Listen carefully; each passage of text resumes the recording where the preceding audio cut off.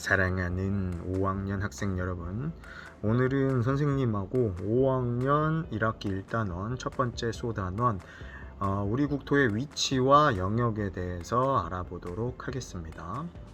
먼저 우리나라의 위치에 대해서 먼저 알아보도록 하겠습니다. 우리나라는 아시아 대륙의 그 동쪽에 위치한 반도 국가죠. 그래서 태평양하고 맞닿아 있어요. 반도 국가라는 건 무엇이냐? 바다 쪽으로 이렇게 돌출되어 가지고 삼면이 바다인 땅을 우리는 반도 국가다라고 말합니다. 그래서 우리나라를 한반도라고 하죠. 그렇게 우리나라는 대륙으로도 가기도 유리하고 해양으로 가기도 유리합니다. 우리나라의 주변 나라로는 일본, 중국, 몽골, 러시아 등이 있죠. 자, 우리나라는 아시아 대륙의 동쪽 끝에 위치를 하고 있어요. 그래서 태평양하고 접하죠. 그래서 동쪽 끝에 있다라고 해서 과거에 우리나라를 중국이나 여러 동양 국가에서는 우리나라를 고려나 조선이란 이름 대신 동국이라고 불렀다고 합니다. 이렇게 주변 나라와 비교하는 방법 말고 위치를 좀 더 정확하게 나타내는 방법이 없을까요? 그래서 우리는 지구상에 가상의 가로선과 세로선을 그어봤습니다. 자, 가로선은 위선인 위도를 나타내고요. 세로선은 경선인 경도를 나타냅니다. 이렇게 위도와 경도를 사용하면 비교적 우리나라 위치를 정확하게 표현할 수 있습니다. 가로선은 위선, 가위, 세로선은 경도, 세경 이렇게 생각해보면 쉽겠죠. 말이 안 나오네요. 자, 그 다음에 이 위도 영도선을 우리는 뭐라고 또 부르느냐, 적도라고 부릅니다. 적도. 이 위도는 이 적도를 기준으로 해서 이 북쪽과 남쪽으로 얼마만큼 떨어져 있는지를 나타냈는데, 이 북이 0도에서 90도까지, 그 다음에 북이 0도에서 또 역시 90도까지 이런 식으로, 북이가 아니군요. 남이 0도에서 90도까지 이렇게 위치를 표현합니다. 북이, 남이. 경도는 이 영도를 본초 좌우선이라고 합니다. 본초 좌우선, 되게 손이 두껍네요. 이 선을 기준으로 동쪽으로 180도, 동쪽으로 이렇게 180도를 동경, 서쪽으로 180도를 서경이라고 부릅니다. 그래서 이렇게 위도와 경도를 이용해서 우리나라를 나타내면 우리나라는 북이 33도에서 43도, 그 다음에 동경 124에서 132도 이 사이에 위치한다라고 말할 수 있습니다. 자, 그 다음으로 우리는 또 우리나라 영역에 대해서 배워봤습니다. 한 나라의 영역이라는 것은 그 나라의 주권이 미치는 공간을 말합니다. 영역은 영토, 영해, 영공 이런 식으로 나뉘는데요. 영토는 한 나라의 주권이 미치는 땅, 그러니까 우리나라는 한반도와 한반도에 속한 여러 섬을 의미합니다. 영해는 이 영토 주변의 바다를 영해라고 하는데요. 기준선은 남해안하고 동해안 각각 다르지만 아무튼 이 기준선을 기준으로 해서 12해리, 약 22km에 떨어진 곳을 영해라고 합니다. 영공은 바로 이 영토와 이 영해의 하늘을 의미하는 거죠. 자, 우리나라의 동쪽 끝은 어디일까요?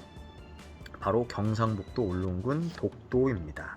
서쪽 끝은 평안북도 용천군 마한도, 비단섬이라고도 부른다고 했었죠. 그 다음에 남쪽 끝은 제주특별자치도의 마라도, 그 다음에 북쪽 끝은 함경북도 온성군 유원진이라는 곳입니다. 자, 이런 국토를 우리가 소중하게 여겨야 하는 까닭은 무엇일까요? 바로 국토가 없으면 우리 국가와 국민이 존재할 수 없기 때문이죠. 우리 아버지, 어머니, 조상들이 살아왔었고 우리의 자식들, 그리고 또 우리가 살아갈 소중한 공간이기 때문에 아껴야겠습니다. 이를 위해서 우리는 거창한 것보다는 당장 할 수 있는 작은 일부터 실천을 해보면 좋겠죠. 자, 우리 국토는 크게 북부, 중부, 남부 이렇게 세 지역으로 나눌 수가 있는데요. 북부지방은 지금의 북한 지역입니다.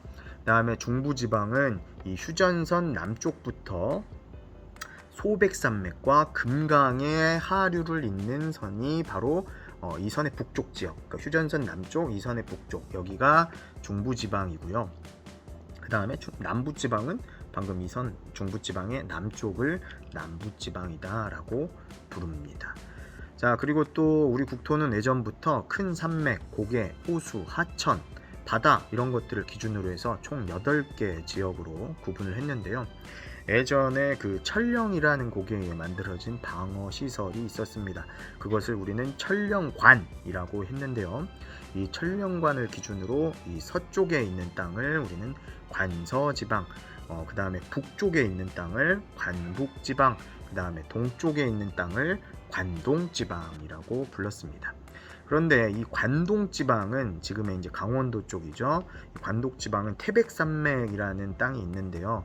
산맥이 있는데요. 이 태백산맥의 대관령이라는 고개를 기준으로 해서 그 대관령의 이 동쪽은 영동지방, 그다음에 서쪽은 영서지방으로 나누었습니다.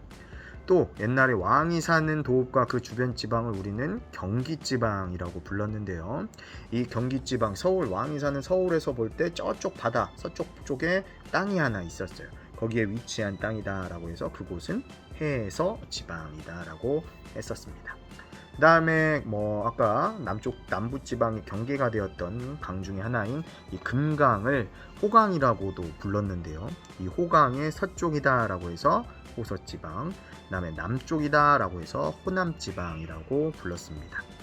그 다음에 지금은 이제 경상도 쪽에 조령이라는 고개가 있는데요.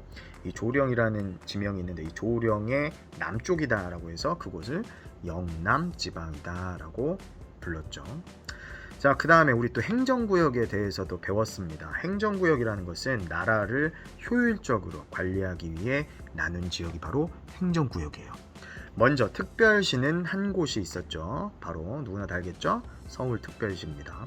그 다음에 광역시는 6곳이 있었습니다. 선생님 이렇게 외우면 좋다고 했죠? 광대인대 울부다. 광대인대 울부. 그래서 광주광역시, 대전광역시, 인천광역시, 대구광역시, 울산광역시, 부산광역시. 자, 이렇게 외우면 좋겠죠? 그 다음에 도는 8곳이 있습니다. 자, 도는 일단 경기도 있고요. 경기도 오른쪽에 강원도가 있습니다. 그 아래에 충청북도, 충청남도가 있고요. 또 그 아래에 전라북도, 전라남도가 있죠. 그 다음에 그 오른쪽으로 경상북도, 경상남도가 있습니다. 이렇게 총 8개. 그 다음에 특별자치도는 한 곳이 있죠. 바로 제주특별자치도. 그 다음에 특별자치시는 한 곳이 있습니다. 바로 세종특별자치시죠.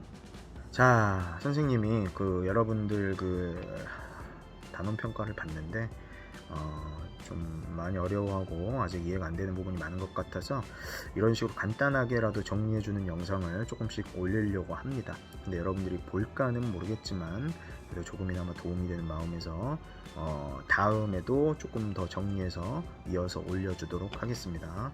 네, 여기까지 본 친구들 아주 수고 많았어요.